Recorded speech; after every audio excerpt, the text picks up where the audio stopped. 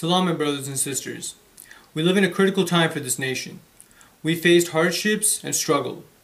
We faced martial law and undemocratic governments. We faced waves of insurgency and terrorism. We faced natural disasters and epidemics.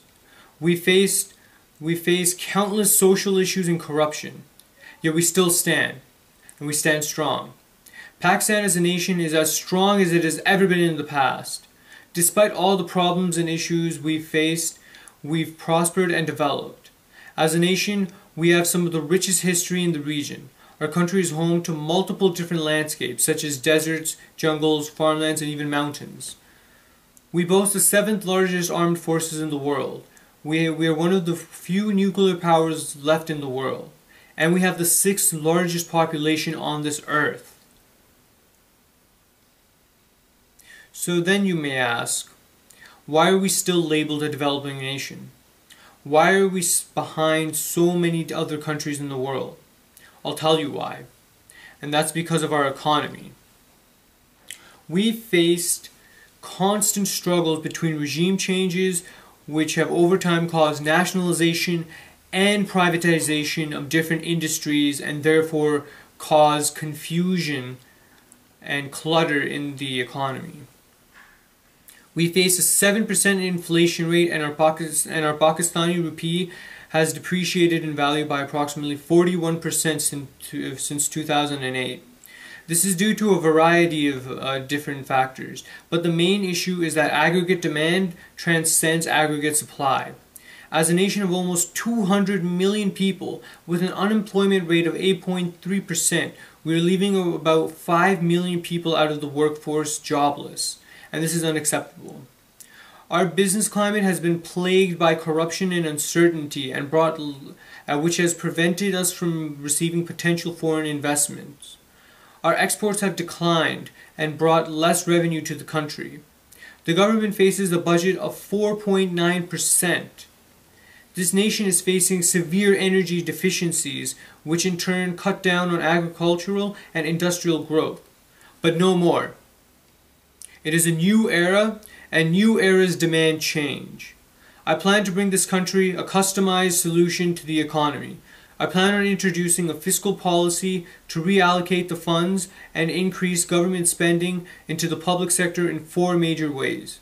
This nation has faced security issues for decades, which have caused damage to our infrastructure, our society, and our appeal to foreign markets. The government will change the necessary qualifications to apply to join law enforcement in the hopes of providing more security and jobs. Next, the government will begin to increase funding for energy development in Pakistan to make Pakistan more reliable and in turn run more efficiently. By having more reliable energy, this will allow both agricultural and industrial growth to increase and will in turn increase the GDP. The reliability of the energy will ease foreign investors' confidence in Pakistan. The government will especially try investing into renewable and sustainable forms of power production. This will create more jobs for the energy sector as well. Pakistan faces massive corruption, and according to a report, only 0.58% of our citizens pay income tax. This is shameful, and because of tax evasion, this country faces massive losses in funds. The government will fund anti-corruption departments and anti-tax evasion departments in the hopes of legitimizing the political and bureaucratic environment and to increase the tax intake revenue. Finally, for the future of this nation, a nation with a literacy rate of 58%. More funds will be invested into education so that children of this nation may be able to continue developing this nation and strive for greatness in the future, and so that there may also be more jobs for teachers.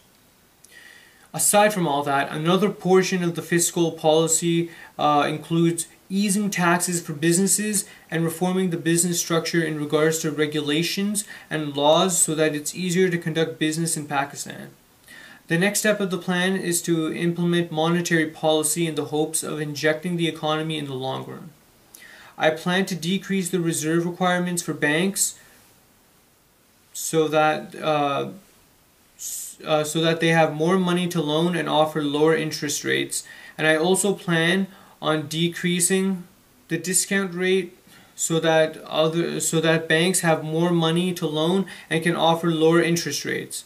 By doing this, consumer expenditure will increase, but also due to the new business reforms in Pakistan, businesses will be able to take loans more easily and readily and be ready to expand.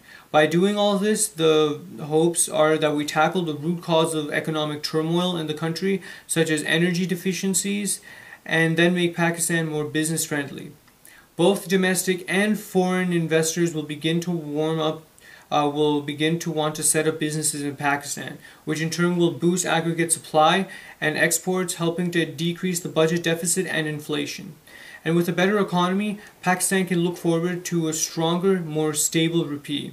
The future is bright, brothers and sisters, but this is only possible with initiative. You must have the initiative in order to bring about change, and that initiative is voting. So when you go to the ballot boxes, remember, don't vote for me, but instead vote for your future and the future of your lives. Salam